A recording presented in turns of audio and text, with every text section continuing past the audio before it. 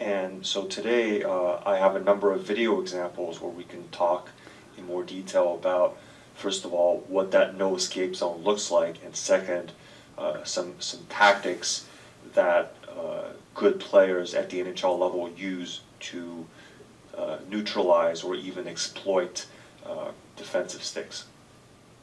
So first, a couple clips just to show you what we're up against.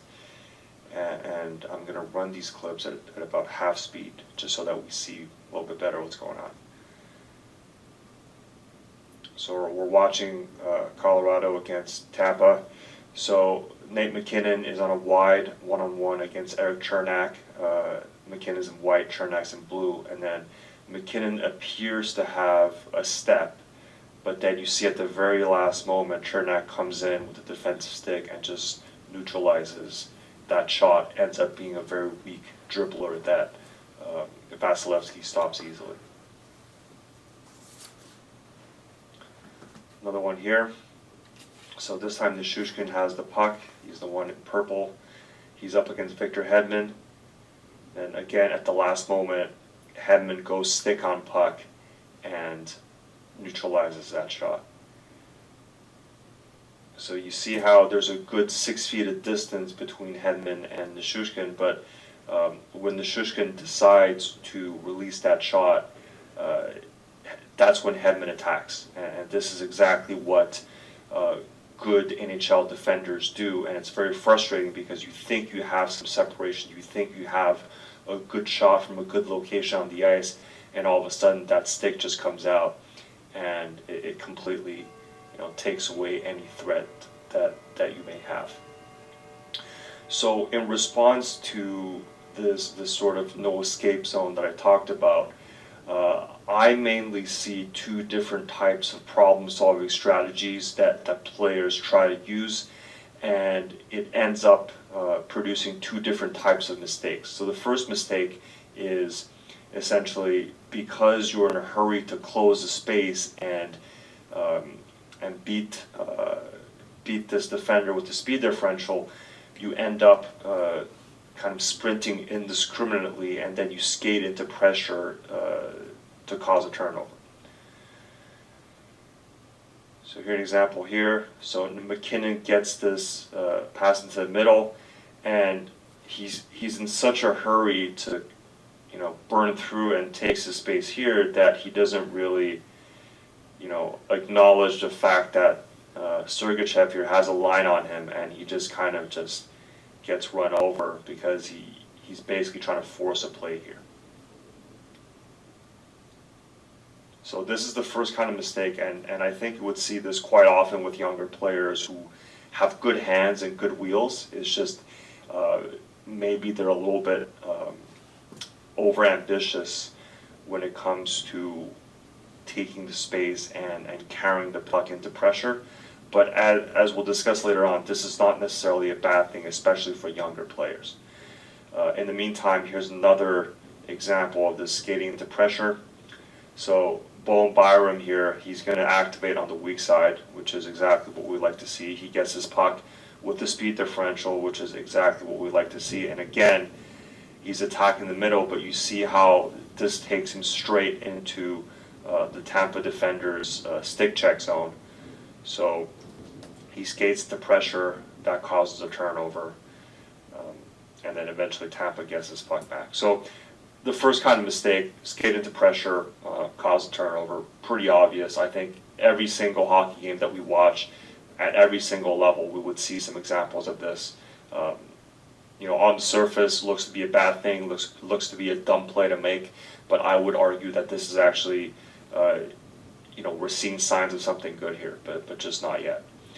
The second type of mistake, and this is less of a mistake, but we see that it still causes problems, is that instead of attacking, the defender directly in a very kind of aggressive way, instead here we're fading away, we're delaying, and we're waiting for help, which again, it helps the team retain possession, but then you lose that initial threat off the rush. So instead of it being, one-on-one, a two-on-two, three-on-three, or even maybe a three-on-two, Now you pull up, you cut back, and now you're playing 5-on-5 in zone, which is a difficult way to create offense. So here, Colorado gets the puck. This is Alex Newhook. So it's 2-on-2. He delays. He stays out of this defender's reach. So there's no chance of him turning the puck over, but then he delays, and now they're playing 5-on-5. All 5 Tampa defenders are back. He has to settle for a fairly low percentage shot here that's easily stopped. Another example here. So this is Tampa now. So Tampa's on a power play, but it's a 2-on-2 rush. Kucherov has the puck. He delays, drops it, and now they settle for this low percentage shot here on the power play. They don't even get to set up.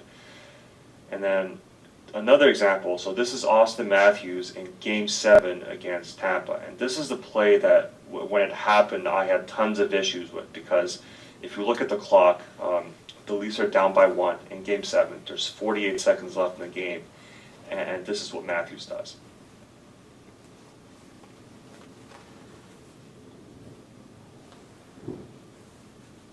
So Marner gets the puck.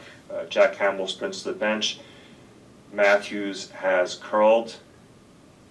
Okay. Marner gives him the puck. He gets the puck. He faces a little bit of pressure. He dumps this in. The Leafs never get this puck back. Okay.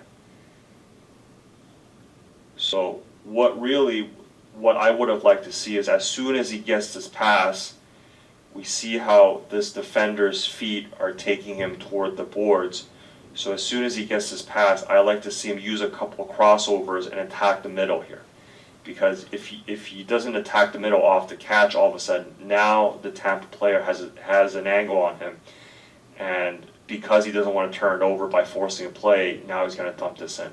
But if he acted a moment earlier and was able to cross over and attack the middle here, maybe he gets a controlled entry, and maybe the Leafs get a chance off the rush. So, and as it were, this is the best look that they have in the final minute of the game, and Matthews throws his puck away, and the Leafs don't regain possession. So going back to that initial mistake of forcing plays through traffic, for an elite player, I actually look for that. And the only difference is that elite players have more skill and have more tactical nuance, and they'll succeed more often than not. But if you want to be an elite player, if you want to be a difference maker, if you want to create rush opportunities in a tight checking playoff game, you are going to have to force some plays, and you are going to have to make it work. So today, let's look at a few solutions to those types of scenarios. So the first way, to force a play but then still be able to retain possession, is to use a speed differential. So I call this burn. Example here, so this is Bowen Byram, who we saw force a play to the middle early on, but this one he's going to succeed. But basically what that does is that you create a speed differential, and then that takes you from the outside of the defender's no escape zone right inside, so that in one step you can go from outside of his reach into his reach, so that he can't stop you. So here's an example here. So Byram's building up speed, and then again he's going to look to drive through. Okay.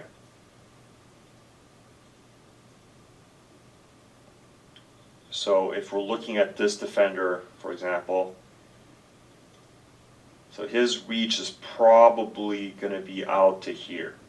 So then in one step, Byram is going to burn through that, and then he adds another move here to get a shot on that. But essentially it's, because this player is flat-footed and the puck carrier has a ton of speed, it is possible to kind of burn through that defensive stick range and then get past. Another example here. So here we got Cale Makar. Very similar story. So against this defender, flat-footed. So in a single in a single crossover, he's gone from outside of his defensive range here to inside right here. So this defender has to pivot, and now his stick is out of the way, which allows Makar to attack the net. Another way to burn through a defender is actually not so much using your speed differential, but using the speed of your hands. So the example here, this is Nikita Kucherov, and this is where all of the off-ice stick handling comes in handy, because what he's looking to do here is he's not going terribly fast. He does have a bit of a speed differential, but he's going to try to get this puck under. So he's going to try to get this puck, let's say, in one move under this defensive triangle, and then use a quick stick handle underneath the triangle, and then get past the player that way. And this is something that lots of players do off ice. When you do kind of your off ice stick handling, like right in front of you between your toes, maybe you have one of those like stick handling tutors. This is a situation where that training comes in handy. So you see how his first move is to get under the triangle, and then his second move is to use a dribble to force the defender to commit, and then he actually is able to, he doesn't quite get through, but then he's able to open up a shot under the triangle again, and this is a pretty decent scoring chance. So, you can burn the defender with your feet, which I think is a better way to do it if you're able to, but if you have exceptionally quick hands like Kucherov does, and maybe a little bit less speed, then you can also do this. The second way to exploit this idea of no escape zone is to bait. So when you bait, you're actually forcing the defender to either turn physically or to move his stick in a way that you have a bit of an opening to then get into their, to handcuff them or to exploit them. And you do this mostly with your puck positioning. So, example here. So Nazem Kadri gets his puck, really good route for him to cut into the middle and then catch this pass inside of a crossover. And now look at what he does next. So this is why it's so important to have the puck in your hip pocket. So you see how this puck is well behind him. So first of all, he's gained position on this player. He sealed him off, and then he's forcing this player to show his hand early and to reach. Okay, so as this player reaches, you see that he's forced this player to show him his maximum reach. And then once you see the defender's maximum reach, then it's a lot easier for you to beat him, because now you know exactly where he can cover and where he can't. And as an added bonus, when the defender shows you his maximum reach, then it's always possible for you to kind of pull this puck into his triangle and to handcuff him. So in this case here, Kadri is able to at least get a shot on net, and then there was almost a bounce that ends up going in. Another example of puck positioning here. So this is, I believe this is Kucherov again. Yeah, that's Kucherov. So he gets his pass. Again, he puts his pass. He puts his puck way into his hip pocket. In turn, it forces the defender to show him his full reach. And then Kucherov here, instead of accelerating again, he slows down to create a bit of a shooting pocket. And then, so actually the Colorado defenseman does a good job because he does get a stick on this, but you see how by putting the puck in his pocket, by forcing the defender to show him his full reach, Kucherov's created this shooting pocket here. He should have taken probably one more step into the middle here, and he would have gotten a much better shot off. So I've just showed you a couple of examples of baiting as it relates to one-on-ones. But if you have another teammate with you, then you can be much more effective in baiting, because now you can use slip passes and plays off the heel to get the puck to your teammate. So Colorado gets the puck here. So you see how we have a small area 2-on-1 here.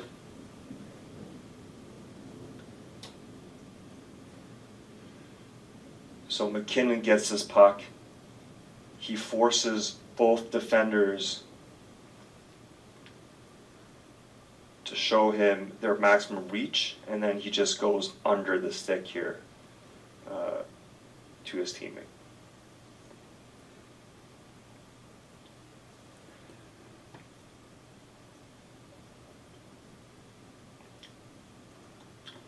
Another way to bait your opponents is shown by Kadri here. He has the puck. So this is Jan Ruda. So he's not quite at maximum reach. He's probably waiting for the right moment to shoot his stick out for a poke check. But then what Kadri does is he places the puck. He goes from the side to the front, which forces Ruda to pivot, and as soon as Ruda pivots, he plays off of Ruda's heel right here to a teammate here.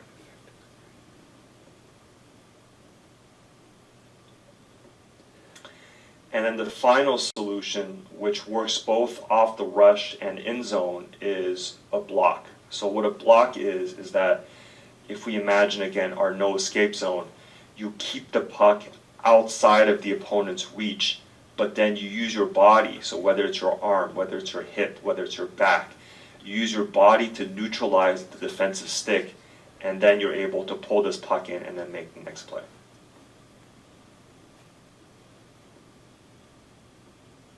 So an example here, so this is Val Nichushkin, so because he wins this puck right here, he's already kind of got a step on the defender. So now that you have a step, and now that the defender is off your back, the idea is you want to initiate contact with your body to neutralize this defender's hands, to neutralize his stick, and then you're able to make a play. So you see, so this is Hedman here. Big reach, obviously. He comes in with the stick, but then Nichushkin uses this one-handed chuck to block Hedman's stick and then to protect the puck. Once Hedman's stick is neutralized, now Nichushkin can pull the puck in, go two hands, and then take the scoring chance right here.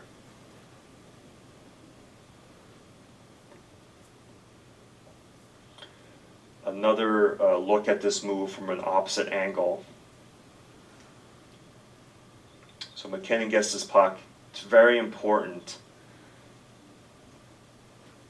This is where it's important. You see here how he shoulder checks and he identifies that Cirelli is going to be the one forechecking him. And notice what McKinnon does in response. Instead of accelerating here, he actually slows down. He wants to invite Cirelli in, and then as soon as he's invited in, once again, he goes to the one-handed chuck to neutralize Cirelli's stick.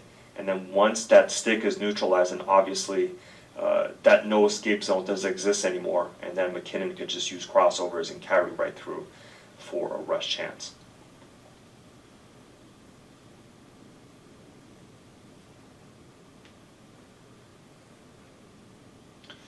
So there you have it.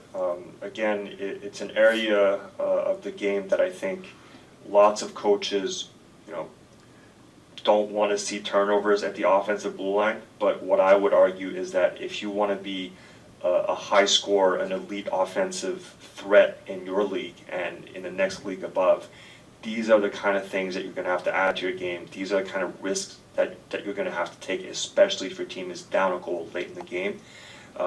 You will make mistakes, but NHL players at the highest level make these sort of mistakes as well when they're trying for these plays. But if you don't try, you're not going to succeed, and if you're not going to succeed, then your ceiling as a hockey player is going to be reduced.